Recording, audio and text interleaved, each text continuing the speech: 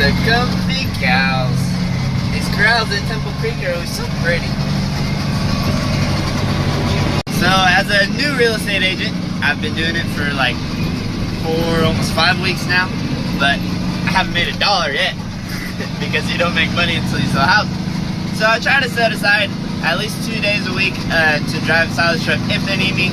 They'll usually tell me, you know, no, they don't really need me, but at the beginning of every weekend, I'd say, hey, I'm making available this day and that day. Call me if you need me. Now we're in the field making corn silage, and I'm still just amazed at the fact that that whole big green bush that the chopper is driving through can be chopped into a million little pieces and thrown into a big rig and then took it to a dairy and then cows eat it. Like, it's just ridiculous. I don't know. You know? Like, that's just a really cool thing, and it amazes me every day, every time I come out here. So I'm coming up to a stop sign. So I wanted to record me going through the gears, because in truck driving, the gear shifting is like all there is to it. Like 80% of the difference between a good truck driver and a bad truck driver is his ability to shift gears like well. Because if you suck at shifting gears, you kind of beat up the truck. It's not very good, and you're just a lot slower. So I'm gonna try to grab a gear here at the stop sign. I usually try to grab 3 or 2, and I'm making a right turn. So that clanking you heard on gear 3, that's exactly what you don't want to do. You never want to hear that. And then that there, I usually drive KWs and not the Peterbilt, but today I'm driving the Peterbilt, and on the KW you go straight to this gear, on the Peterbilt you go to this gear. So I've been making that mistake all day. And so that's gear 7, no, that's gear 8, and I'm about to go to gear 9 and then gear 10. So those are the last 2 gears. There's a lot of space in between those. Building speed. So we're out in Farmington right now, so these streets are like empty, so might as well record this stuff. You know, I wouldn't recommend trying to make a YouTube video and driving a truck at the same time. Probably not the safest thing. It's definitely not legal. But yeah, so that's all the gears. That's all the gears. And now I'm just driving. So I just want to say, like, if you're looking for a job that doesn't involve a whole lot of expertise, but you still get paid relatively well and work a lot of hours. That's the main thing about truck driving, is you can work a lot of hours because, because you're just sitting on your butt, basically. And then also have job security, because everybody needs truck drivers. I would highly suggest thinking about getting your Class A. You know, maybe for $1,000 you can go to a school, they guarantee you're passing, they show you everything, you pass it, and now you have a Class A. And now if you're ever in a tight spot, you can drive a truck and make a couple bucks. So, I mean, that's why I got it. It's kind of as a safety net. I don't ever want to do it, you know, as a career path, but it is nice to come out here. So, like, alright, I'll tell you my whole financial situation currently. We got some space on this road. I saved up $10,000 before I got into real estate, and I'm hoping that $10,000 lasts me until I sell my first house. However, I still come out here and drive every once in a while, because if I drive just one full day out here, I get paid $160. So that's good stuff, you know? Might as well. I mean, it doesn't hurt none.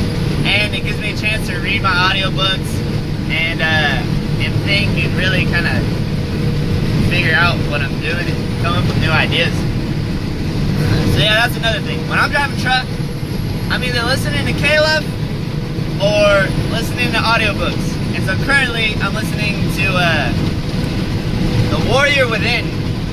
It's a Bruce Lee book recommended by a friend of mine that I met at an open house, Christian Freynoso. Cool guy, he's a boxer.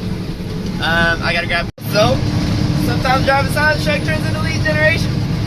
One of the guys that drives out here owns a pizza place in Escalon, and he's just drives out here to make some extra money too, like same as me, I guess, in a way. But he drives a lot more, and he keeps the company running, I guess, and makes money out here. But he said he's looking to buy some acreage out here somewhere. So when I get home, I'll look that up and see if I can find something for him. Cool beans, cool beans.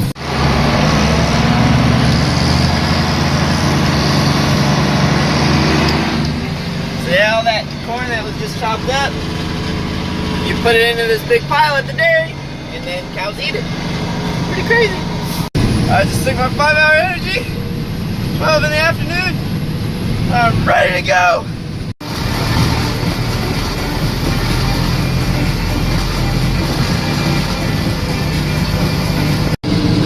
I've been pretty pooped feeling, like sleepy, tired these last like 30 minutes. And so I noticed this morning that when I was doing the videos, like it kind of awakened me and helped me like be a little more attentive and having more fun in the truck, you know. And I realized maybe that's why all the other guys I know that drive truck and have Class A's are like always on their phone, even when they're driving and stuff. And I just thought that was funny. I've always just listened to audiobooks, and I've only been on my phone to like press play and pause, you know. But I mean, I guess it makes more sense now. It does help you stay awake and be a better driver, I guess. So, although it might be dangerous, but yeah, it's funny to think that all of my friends, the Class A's, they're like the most on their phones when they're driving. You know, they should probably be the least.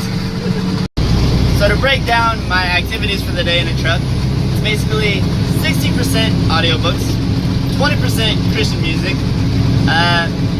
18% 21 Pilots, and 2% random hip hop station. So every once in a while, it'll be like, you know what I mean? Yeah, so turn up every once in a while, you know. Gotta have a good time sometimes. It's a fun fact about corn. See how this corn is rounded on the top, and like this one, for example, is dimpled. So rounded is correct for human consumption. So rounded is good for human consumption, but dimpled is what you want for cow consumption. And so that's how we usually know when the corn is ready to be chopped or not, is if it's dimpled, if the whole cob is dimpled. But so this field we're chopping in right now, everything is rounded, and so when we finish the little row that we cut, we're gonna call it a day. This is the last load, and it's about 6. We started at 7, driving it to 6. Good day of moving silage, and it was easy too, because we were just going up and down Highway 4 all day. Highway 4 is wide and smooth, and just chilling. And I got 2 hours left on my Bruce Lee book. Almost done. So it is 6:12, and I'm fueling up the truck, and that's what I do when I'm all done. So yeah, from starting at 7, driving until 6, and that's a good day of driving silage truck. Sometimes it goes later, sometimes it goes earlier, and this is what I did all last year this time of year, starting from August and going until like late December. So Monday through Saturday, just sitting in the truck.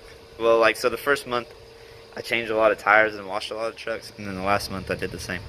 And then season starts and you start just sitting in trucks all day. But so that was my job last year, and that's, well, a good way to make money. Seasonal work, man. Good stuff. So here's the lady I was driving today. And usually I drive one of the semis, but since I'm a part-timer now, I don't get a semi. They got somebody else in there, so now I'm in the lame little bobtail. I've been demoted, but it's whatever. It's still fun. After driving the big rigs, the pickup truck feels like a lowrider, and you feel super fast.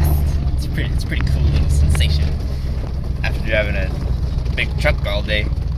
So that's it for today. Thanks for tuning in and watching, you know, Rolland Pacheco, the YouTuber over here. So